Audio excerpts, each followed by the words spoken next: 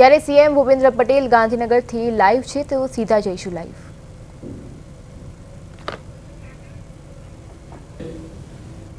જે વિકસિત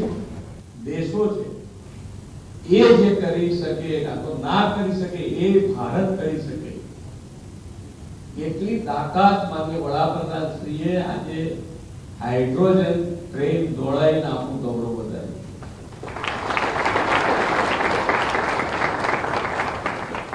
એટલે વિકાસની રાજનીતિમાં આખી જે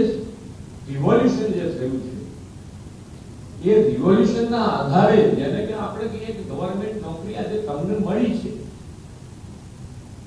તો તમારી જવાબદારી હવે શું કે ભાઈ આ આપણને મળી ગયો પાછળ કોઈ મળે ના મળે આપણે શું તમારી જવાબદારી એટલી બને છે કે જે તમારી જવાબદારી છે તમે નિષ્ઠાથી નિભાવો એની અંદર કેવી રીતે વધારો કરી શકો ત્યાંથી કીધું એમ કે તમે નાણાંમાં કેટલા વધારો કરશો કેટલા પ્રોજેક્ટ વધશે તો ફરી પાછું એમ કે ભાઈ હવે પાછું ખૂટે છે સ્ટાફ ખૂટે છે ફરી ભરતી નીકળશે ફરી બીજા વગર નોકરી લાગે આપણી જવાબદારી કે ભાઈ આપણે જે સારું કરીશું તો સરકાર વધુ ને વધુ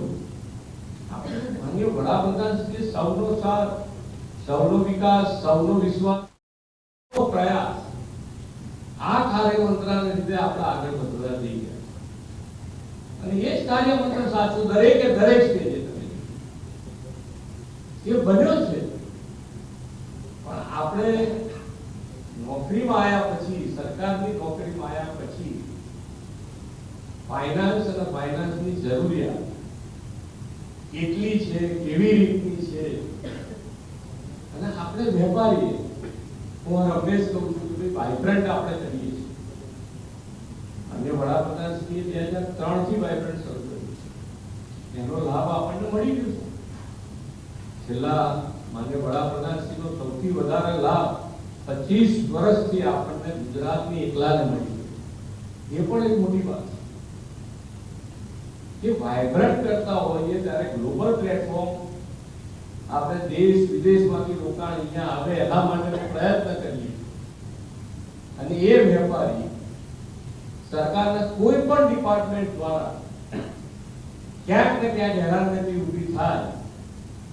તો એ કેટલું મોટું કોન્ટ્રાવર્સલ ઊભું થઈ જાય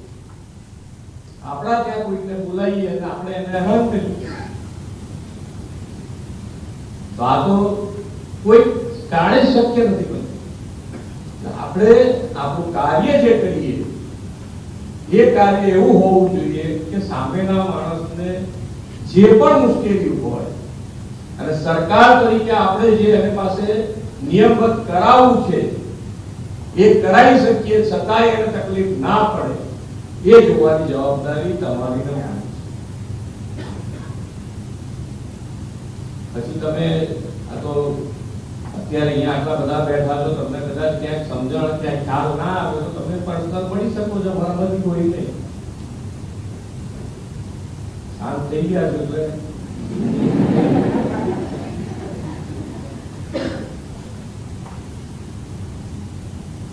પણ આપણે બધાએ સાથે રહીશું તો મેં કીધું એમ આજે પહેલો દિવસ છે આપણે મળવાનું થવાનું છે મળતા રહીશું પણ તમે તમારી ભૂમિકા છે એ તમે તો કેટલા નસીબવાળા છો કે તમે વિકસિત ભારત માટે વિકસિત ગુજરાત માટે તમે કામ કરવાના છો વિકસિત ગુજરાત તમારે જોવાનું છે અમારા બધી કેટલા થશે તો કેટલા નહીં ભારત કરી તો વાત માંગ કરતો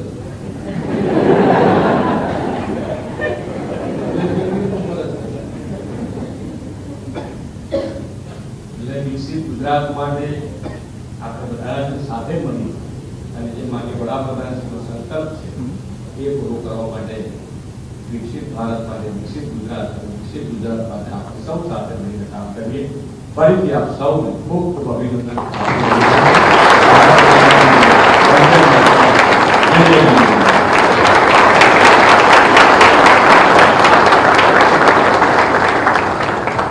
માનનીય સાહેબશ્રી આપે જે વિશ્વાસ વ્યક્ત કર્યો છે તે વિશ્વાસ દરેક નવનિયુક્ત કર્મયોગી માટે માત્ર પ્રોત્સાહન નથી પરંતુ જીવન